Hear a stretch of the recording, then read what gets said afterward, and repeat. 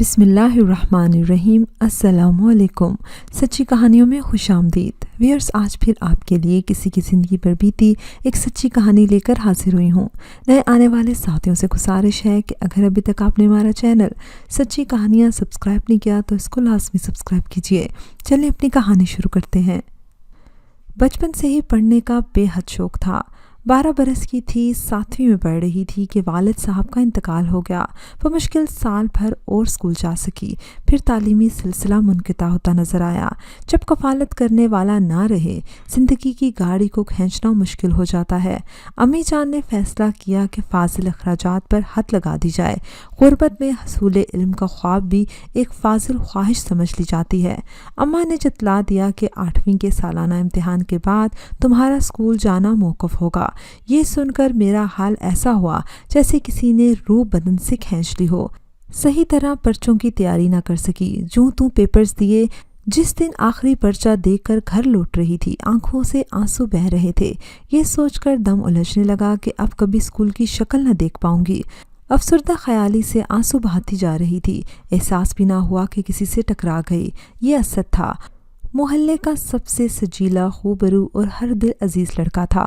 میں تو اپنی دھن میں چل رہی تھی، وہ سنبھال نہ لیتا تو گر پڑتی۔ خیریت تو ہے؟ اس نے حواس باختہ اور بھیگی پلکیں دیکھ کر پوچھا۔ کچھ نہیں، میں نے ٹالنا چاہا۔ کچھ تو ہے جس کی پردہ داری ہے، بتاؤ کیوں رو رہی ہو؟ وہ پیچھے پڑ گیا۔ رو رہی ہوں کہ اب کبھی اسکول نہ جا سکوں گی، امی کے پاس پیسے نہیں ہیں۔ تنگ آ کر سچ اگل دیا۔ کوئی بات نہیں، تایا اس مسئلے کو حل کر دیں گے۔ کل تم آنا اپنی ماں کے ساتھ ہمارے گھر ہماری تائی سے ملنے۔ گھر آ کر اماں کو بتایا کہ سامنے والے پڑوسی اکمل چچا محکمہ تعلیم میں افسر ہیں، قابل بچوں کو وظیفہ دلواتے ہیں۔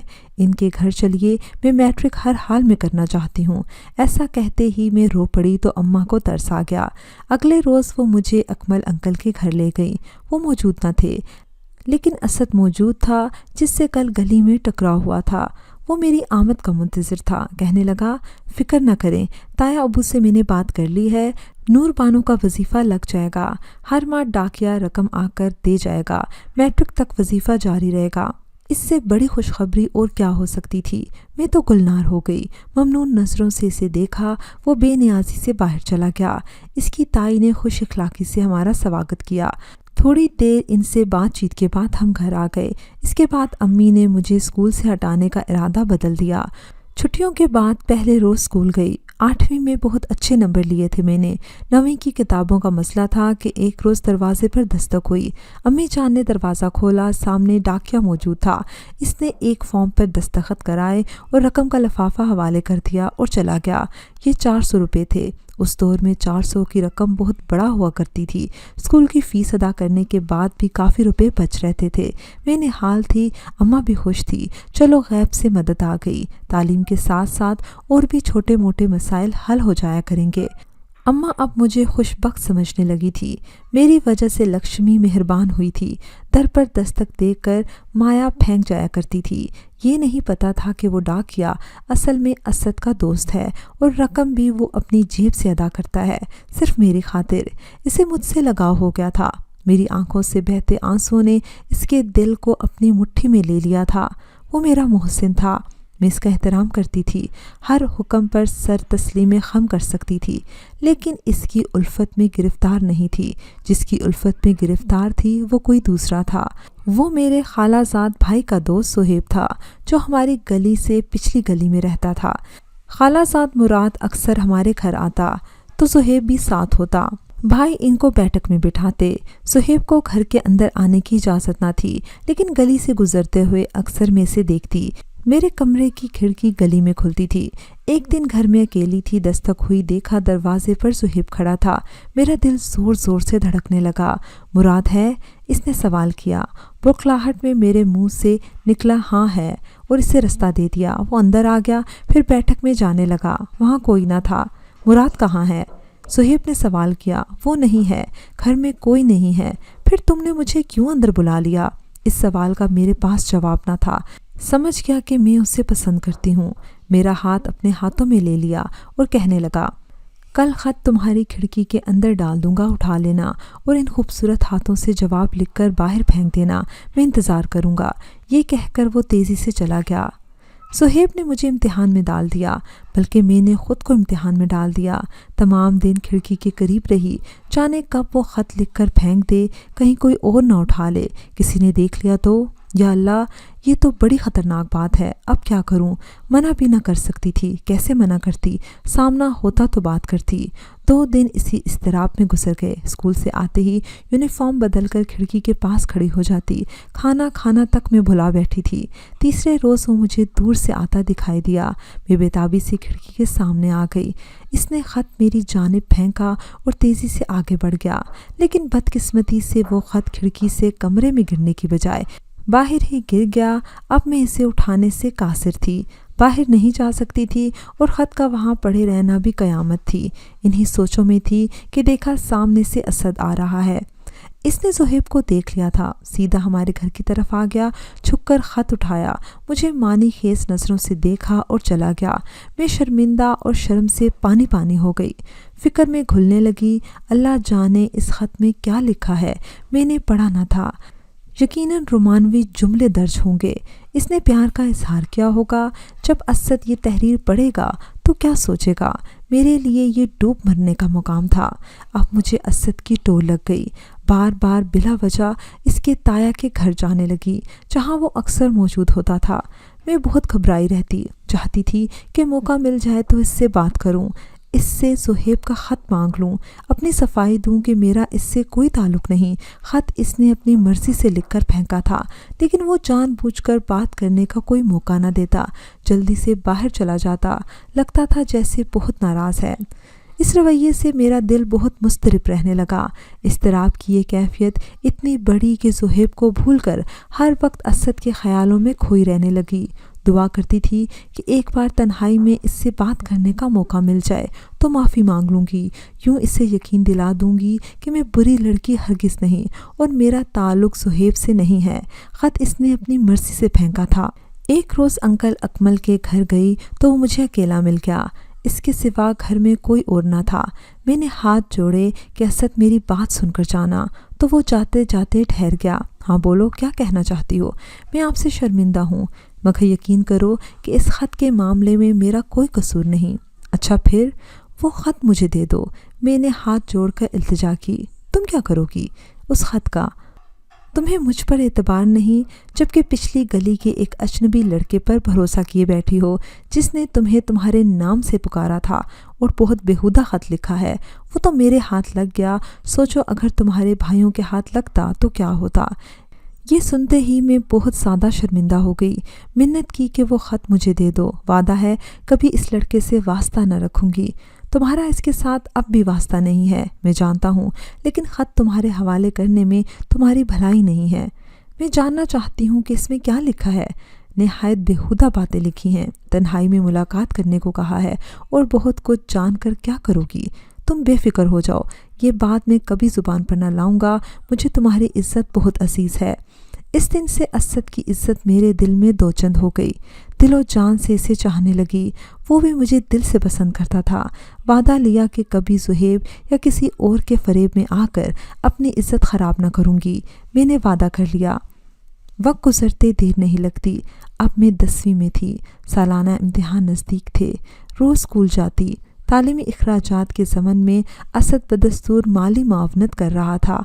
इसका ख़याल था कि मैट्रिक अच्छे नंबरों से पास कर लूँ ताकि वो किसी मयारी कॉलेज में मेरा दाखिला करवा दे। वो दिन भी आ गया जब मैंने मैट्रिक अच्छे नंबरों से पास कर लिया। कॉलेज में दाखिले शुरू हो गए। असद ने मुझसे राब्ता किया, फिर अम्मी जान से कहा कि इसको दाखिला दिलवाना है। तो बताइए, अम्मी ने साफ कह दिया कि हम खर्चा ना भर सकेंगे।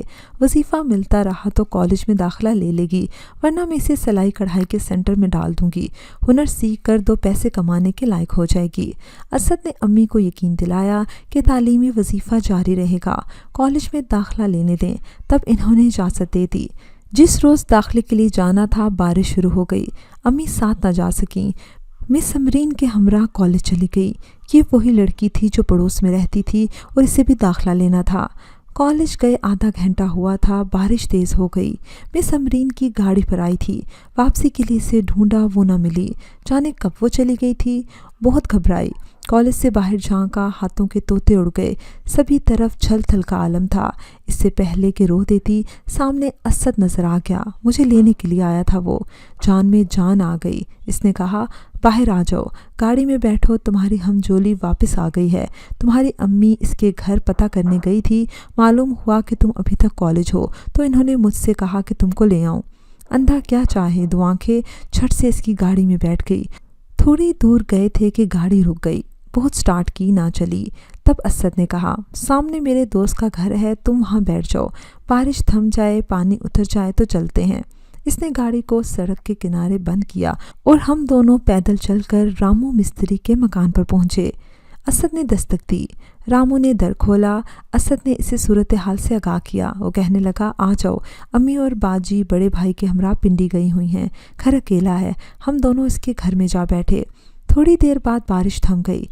तब असद बोला, रामू ज़रा चलकर गाड़ी को देख लो, क्या मसला हुआ है कि चलते चलते रुक गई है। दोनों बाहर चले गए। ज़रा देर बाद रामू वापस आ गया। वो कुछ औजार लेने आया था ताकि गाड़ी का नुक्स सही कर सके। वो स्टोर में गया और बक्स उठाकर बाहर लाया। जाते जाते अचानक मुड़ा। बक्स बरामदे में रख कर मेरी तरफ आ गया। इसको अपनी जानेब बढ़ते देख कर मैं डर गई। वो असद से उम्र में बड़ा और हट्टा कट्टा था। मोटर मैकेनिक था। इसकी अपनी वर्कशॉप थी, मगर सूरज शक्ल से एक करख्त और बुरा इंसान नजर आता था। इसकी आंखों में अजीब सी वहशत उतर आई थी। मैं कांपने लगी। कहने लगा, क्यों कांप रही हो? क्या डर गई हो? मुझे क्या समझ रही हो? मैंने हिम्मत करके कह दिया कि मैं आपको अपना बड़ा भाई समझती हूँ। असद को बुला दीजिए प्लीज़। आज भी वो इल्तिजा मुझे याद आती है तो दिल खून के आंसू रोने लगता है। गलती मेरी थी। असद के साथ क्यों एक अजनबी इंसान के घर में बग़ैर सोचे समझे पनाह ले ली थी। अब सज़ा भी मुझको मिलनी थी। सड़क पर गाड़ी खुली हुई थी। असद रामू का इंतज़ार कर रहा था और मैं भी बेबस थी। रामू ने मुझे एक बुरी लड़की समझा था। मेरे इल्तिजा को ठुकरा दिया। इस रोज़ मुझे एहसास हुआ कि किसी अजनबी पर भरोसा ही दरअसल हम मासूम सीधी सादी लड़कियों के लिए तबाही का रास्ता बन जाता है, और ये भरोसा हमेशा के लिए एक ऐसे अंधेरे में धकेल देता है जिसकी स्याही उम्र भर की खुशियों को निकल जाती है। असद आया तो मैं रो रही थी और रामू जा चुका था। दोस्ती का भरम खुल गया था। असद का कुछ कसूर न था। इसने दोस्त समझकर रामू पर एतबार किया था, लेकिन इसकी गफलत के बायस मेरा पाकीज़ा दामन दागदार हो गया था। मुझे असद से भी नफ़रत होने लगी। वो क्यों मुझे रामू के रहमो करम पर छोड़कर खुद गाड़ी स्टार्ट करने चला गया था। अब जब मेरा सब कुछ लुट गया तो इसका आना ना आना मेरे लिए बेसुध था। इस वाक़े के बाद वो बेहद दुखी था, लेकिन हिजाब से एक लफ्ज़ न बोल सका। मैं भी इस दिन के बाद फिर कभी असद से ना मिली। वो समझ चुका था कि मैं इससे नफ़रत करती हूँ, इसे अपनी बर्बादी का ज़िम्मेदार समझती हूँ। इसने मुझे ना बुलाया। कुछ अरसे बाद कहीं चला गया। सुना किसी दूसरे शहर इसे मुलाजमत मिल गई है।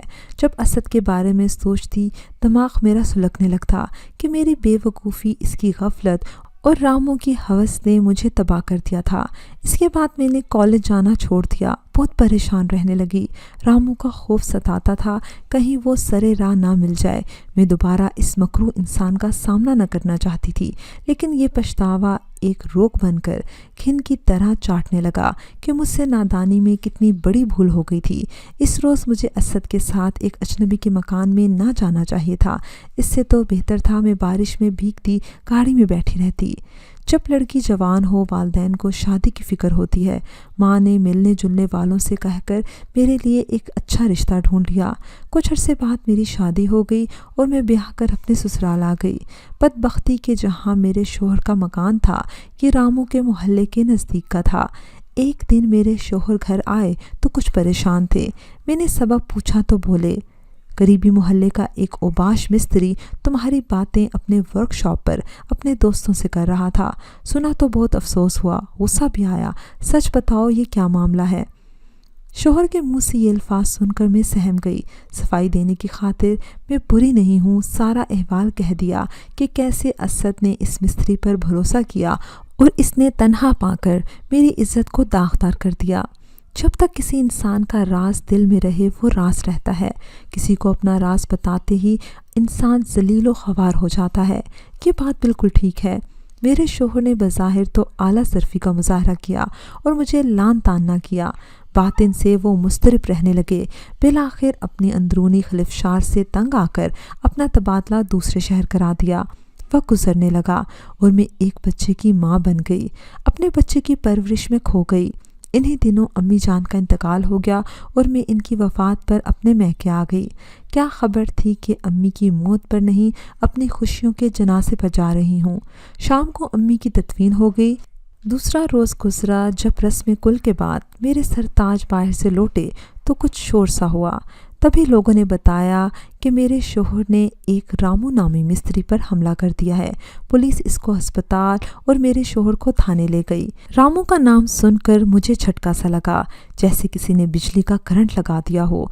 6 बरस कबल रामू के मकान पर खुद पर गुजरी क़यामत का नक्शा फिर से मेरे जहन में ताज़ा हो गया। मर्ज़ाद शायद अपनी बेइज्जती को नहीं भूल सकता। फ़हद ने मुझे माफ़ कर दिया था, लेकिन मुझ पर जुल्म ढाने वाले को माफ़ न कर सके। रस्म कुल में किसी ने रामू से कहा कि ये फ़हद साहब नूर बानो के शोहर हैं, तो इसने जवाब में कुछ ऐसी मानी खेज़ बात कह दी जो फ़हद से बर्दाश्त न हो सकी और इसके हाथों रामू का कत्ल हो गया। खुदा जाने मेरी वालदा के रस्म कुल पर क्यों कर रामू वहाँ आ गया था। किसने इसे बताया था कि फ़हद नूर बानो का शोहर है।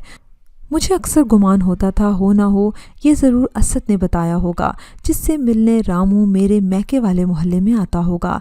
इस रोज़ भी वो असद से मिलने आया होगा, फिर इसके हमरा रस्म कुल में आ बैठा होगा। बहरहाल ये तो अल्लाह जाने, लेकिन असद से मेरा सामना ना हुआ। फ़हद को उम्र कैद हो गई। इसी दौरान एक दिन उन्हें दिल का दौरा पड़ा और वो इस दुनिया से रुखसत हो गए। कम उम्र में ही मैं बेवा हो गई। वो बहुत बुरे दिन थे। मेरा कोई ठिकाना ना था, लेकिन उस बुरे वक्त में भी असद ने मेरा साथ दिया। न जाने असद कहाँ से आ गया था। उसने मुझे शादी के लिए पेशकश की।